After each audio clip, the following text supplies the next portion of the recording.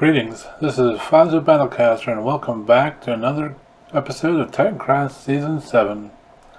After releasing episode 1 of Titancraft, there were many lessons that I learned. One of those lessons was, don't type any letters in the replay mod viewer screen. Why, you ask? Because when you do that, the replays begin to filter on what you typed. In this case, where I had a 6-minute video, I could have had about a 25-minute video because I had over 29 hours of footage that I could have used.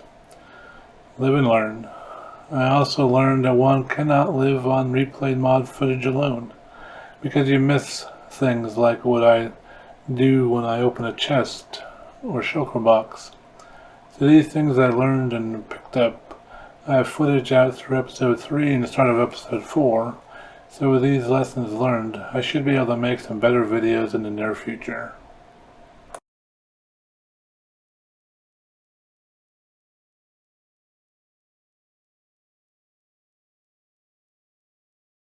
One of the things I learned about Titancraft I learned during the last couple of weeks of last season is that Titans like their lava, and they put it in different locations that one wouldn't quite expect, like in the shopping district, like what we see here.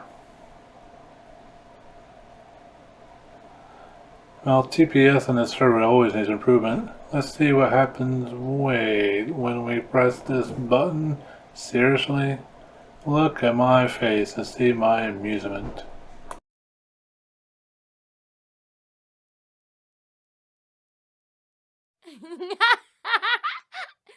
Wait, Anita's laughing at me?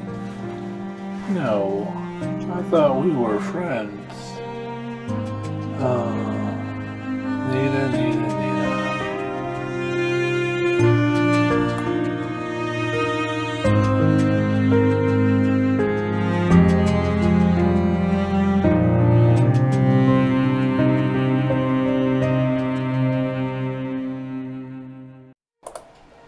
In all seriousness, Anita's a great person. She helps out a lot of streamers' chats as their moderator and is an all-around funny person. This, my friends, is our new base location. We moved from the birch forest swamp that now live in this lovely forest here. We have access to a plains to our south, ocean to our north, at a render distance, a swamp to our east, and a savanna to our west. For resources, we have oak, dark oak, birch, and mushrooms on the surface. And now, I'll let you enjoy the rest of this space clearing session, and then into the mine.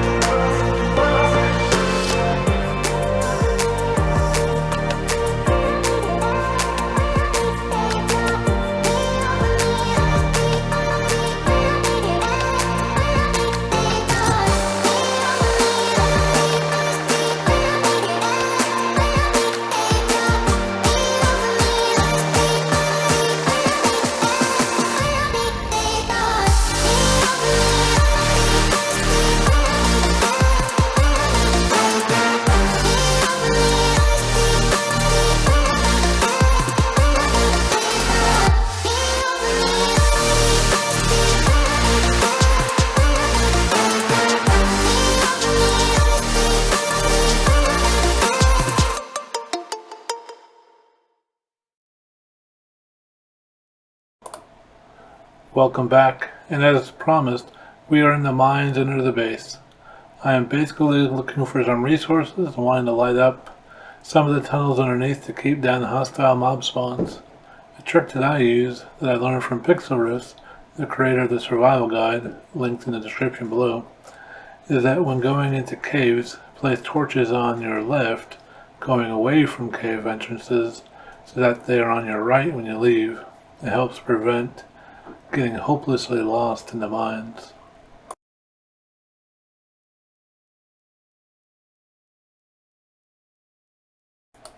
Thankfully, there are not a lot of mobs under my base. The ones that I do have are hopelessly slow. It's kind of like watching Neo fight enemies in the Matrix. So, resource-wise, I've been able to collect a sufficient amount of iron, copper, and coal. A lot of coal. I also have a fairly infinite amount of wood above to keep me supplied for a while. I would like to find a skeleton spawner or another way to get a bunch of bone meal though, because I need a lot of bone meal in order to regrow some of these trees, unless I'm going to let them grow naturally. And, well, I don't really want to plan on doing that. And, oh, what did we pass just up here above? We passed some smooth basalt, which means one thing. We got ourselves a geode here.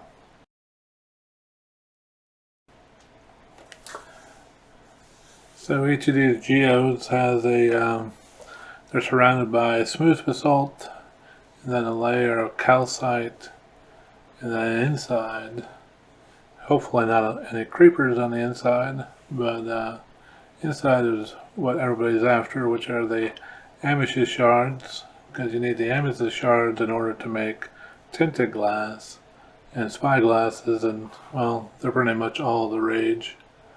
So the one thing you do have to do is make sure that when you're mining you don't break the budding amethysts, because they can't be silk touched or moved or anything like that. So the Geode Location is the only place that budding amethyst will ever be. You can't farm it in the way where you can transplant it and move it around and do what you want. If you're going to farm it, you have to farm it right where it's at. So with that, I'm going to go ahead and farm this geode out and catch you back here in a minute.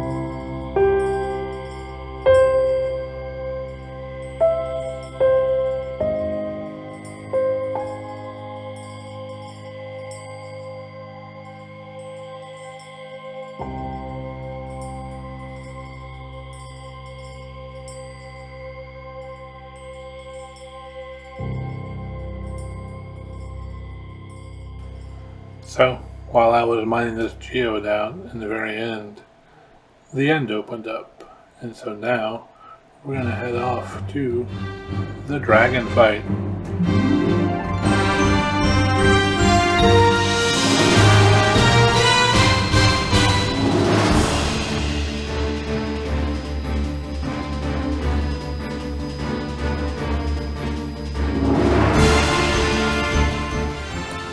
So one of the things that we have to marvel at right here is the fact that our mods on Titancraft are pretty exceptional. They built and crafted this epic first dragon fight for all of us so we could enjoy it. So we have this nice end city here over the end portal, and well, I think it's time to go slay a dragon. Me and about 100 of my closest friends.